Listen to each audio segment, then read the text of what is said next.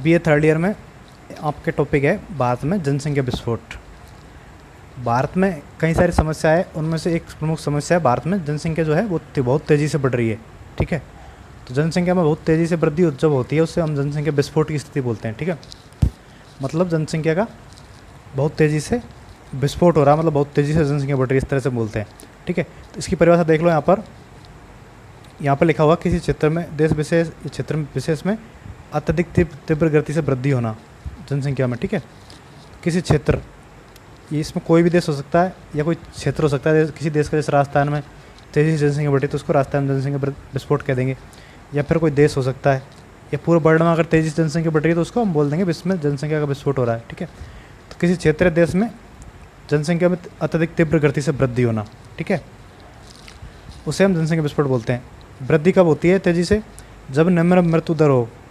ठीक है, मृत्यु दर निम्न हो मतलब लोग जो किसी एक साल में या फिर कुछ 10-15 साल में जो भी आप डाटा ले रहे हो उस टाइम के, उसमें निम्न मृत्यु दर होती है, मतलब मरने वालों की संख्या कम होती है, और उच्च जन्म दर मतलब जो नए बच्चे जन्म ले रहे हैं उनकी संख्या अधिक होती है।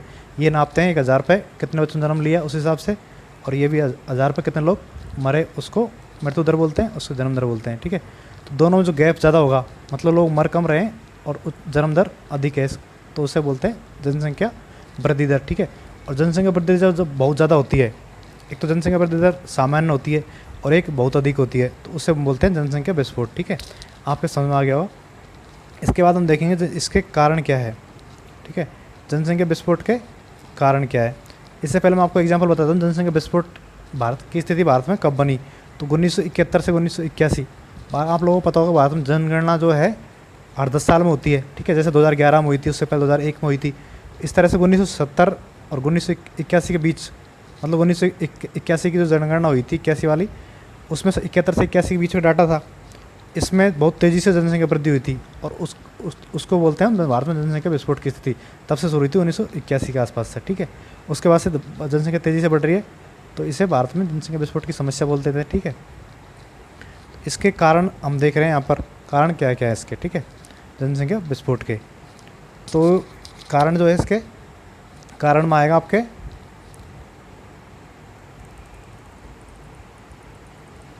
पहला है तीव्र जनसंख्या वृद्धि। मैंने आपको बताया था जनसंख्या जब तेज़ी से बढ़ती है उसे जनसंख्या विस्फोट बोलते हैं। तो भारत में जनसंख्या वृद्धि जो है बहुत तेज़ी से हुई थी 1981 के बाद। ठीक है, 91, 2001 इनमें भी जनसंख्या वृद्धि जो है बहुत तेज़ थी। वर्तमान थोड़ी कम हुई है लेकिन अभी भी तेज़ है। ठीक है, तो अत्यधिक तीव्र गति से जनसंख्या जब बढ़ती है उसके कारण जनसंख्या विस्फोट की स्थिति होती है। दोनों में फ़र्क है, ध्यान रखना। ठीक है, सेकंड रीजन है जनसंख्या स्थानांतरण प्रवास। ठीक है, माइग्रेशन बोलते हैं इसको इंग्लिश में, जनसंख्या स्थानांतरण मतलब जनसंख्या एक जगह से दूसरी जगह पर जाती है। जैसे भारत में क्या है, कुछ लोग भारत से भी आए, बांग्लादेश वगैरह से, नेपाल वगैरह से, उसके कारण भारत में जनसंख्या तेज़ी से बढ़ रही है। दूसरा जो कुछ सिटी है जैसे मुंबई, दिल्ली वगैरह है, उन सिटियों में क्या हो रहा है, गाँव से लोग आ रहे हैं, तो वहाँ पर जनसंख्या विस्फोट की स्थिति उत्पन्न हो गई। मतलब वहाँ पे जो संसाधन है वहाँ के, ठीक है, वहाँ के जो लोकल संसाधन है जैसे पानी है, मिट्टी है, इनके ऊपर दबाव पड़ रहा है क्योंकि लोग ज़्यादा हो गए और संसाधन कम हो गए वहाँ पे। ठीक है, इस कारण से वहाँ पे जनसंख्या की विस्फोट की स्थिति होगी स्थानांतरण के कारण। ठीक है, वहाँ से बाहर से लोग आ गए इस कारण से। जैसे मुंबई है तो मुंबई में यूपी बिहार के लोग बहुत सारे मिल जाएंगे आपको, बहुत ज़्यादा भीड़ कर रखी है उन्होंने। तो वहाँ पर क्या हो रहा है, मुंबई में सारे जो साधन है वहाँ के लोकल, उनके ऊपर प्रेशर पड़ रहा है। जैसे पानी की कमी समस्या हो रही है वहाँ पर, इससे भी हम जनसंख्या प्रति विस्फोट स्थिति बोलते हैं, क्योंकि अगर संसाधन कम होंगे और जनसंख्या ज़्यादा होगी तो इसके कारण कई सारी समस्या पैदा होती है।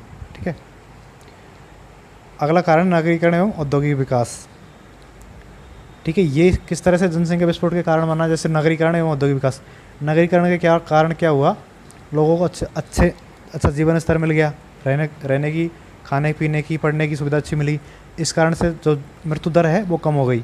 ठीक है, मरने वालों की संख्या कम होगी नगरों में, क्योंकि नगरों में अच्छा हॉस्पिटल मिल गया, उनको पढ़ने की चीज़ें मिल गई, शिक्षा मिली उनको। ठीक है, रोज़गार मिल गया, गरीबी उनकी कम हो गई। इस कारण से क्या हुआ, जनसंख्या तेज़ी से बढ़ी। ठीक है, और औद्योगिक विकास से क्या हुआ, जो औद्योगिक कारखाने हैं वहाँ पर उत्पादन जो है तेज़ी से बढ़ा। इस कारण से लोगों को कपड़े हैं और भी सारी जो सुख सुविधा है, ठीक है, बिजली की सुख सुविधा है, पंखे है, लाइट वगैरह, ये सारी सुख सुविधाएं जो है ये औद्योगिक विकास से मिली है हमें। ठीक है, पहले उद्योग नहीं थे तो उस टाइम गाँव में लोग रहते थे, जंगलों में रहते थे, तो उस कारण से मृत्यु दर अधिक थी। वर्तमान में औद्योगिक विकास के कारण मृत्यु दर कम हो गई और मृत्यु दर जब कम होगी तो जनसंख्या तेज़ी से बढ़ेगी, इस कारण से जनसंख्या विस्फोट की स्थिति होती है। ठीक है, इसके बाद अगला कारण है जनसंख्या का असमान वितरण। जनसंख्या का असमान वितरण मतलब कहीं पर अधिक जनसंख्या है, कहीं पर जनसंख्या कम है। जैसे बिहार, यूपी वगैरह है, वहाँ पर क्या है, वहाँ पर जनसंख्या बहुत ज़्यादा है। ठीक है, तो वहाँ पर जनसंख्या विस्फोट की स्थिति है, इस कारण से लोग वहाँ से बाहर जा रहे हैं। बिहार, यूपी के आपको यहाँ पर मिल जाएंगे लोग, कोटा में मिल जाएंगे, हर जगह आपको बिहार, यूपी के लोग मिल जाएंगे, लेकिन राजस्थान के हर जगह नहीं मिलेंगे, क्योंकि राजस्थान पहले ही पॉपुलेशन इतनी बहुत ज़्यादा नहीं है। ठीक है, जो कि वहाँ पर जनसंख्या बहुत ज़्यादा होगी, इस कारण से वहाँ पर संसाधनों की कमी हो गई और वो लोग रोज़गार के लिए या कमाने खाने के लिए बाहर चले गए। ठीक है, तो ये भी एक कारण है इसका। अशिक्षा व गरीबी, अशिक्षा व गरीबी किस तरह से कारण है जनसंख्या विस्फोट का, ये मैं आपको बताता हूँ। जैसे अनपढ़ लोग जो है उनको ये पता नहीं होता, जैसे गवर्नमेंट ने कार्यक्रम चलाया था हम दो हमारे दो, लेकिन जो अनपढ़ लोग हैं उनको ये समझ में नहीं आएगा और उन्हें यही पता नहीं है कि ज़्यादा परिवार बड़ा होने से क्या नुकसान होते हैं। ठीक है, पढ़े लिखे लोग जो होते हैं उनको पता होता है परिवार बड़ा होने से क्या नुकसान हो, उनसे आर्थिक समस्याएं पैदा होती है, पैसे की तंगी आती है।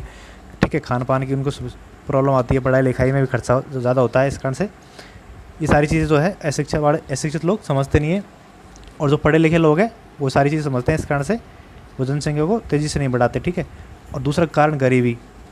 गरीबी किस तरह से कारण है, क्योंकि जो गरीब लोग होते हैं वो क्या सोचते हैं, हमारे पास ज़्यादा लोग होंगे तो ज़्यादा काम करने वाले होंगे। ठीक है, ज़्यादा काम करने वाला होंगे तो परिवार का खर्चा आसानी से चल जाएगा, तो वो इस तरह से सोचते हैं इसको। ठीक है, तो ये भी एक गरीबी का उसका कारण है। और दूसरा, गरीब लोग शिक्षा वगैरह नहीं हासिल नहीं कर पाते, इस कारण से भी वो इस चीज़ को समझ नहीं पाते कि जनसंख्या तेज़ी से बढ़ने के या उनके परिवार के तेज़ी से बढ़ने से क्या नुकसान होगा। ठीक है,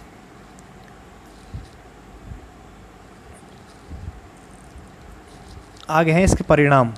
जनसंख्या विस्फोट जो हो रहा है, मतलब जनसंख्या में बहुत तेज़ी से जो वृद्धि हुई है भारत में, उसके क्या परिणाम निकलेंगे। ठीक है, इसके परिणाम अधिकांश क्या है, नेगेटिव ही है। एक दो पॉजिटिव तो एक दो होंगे।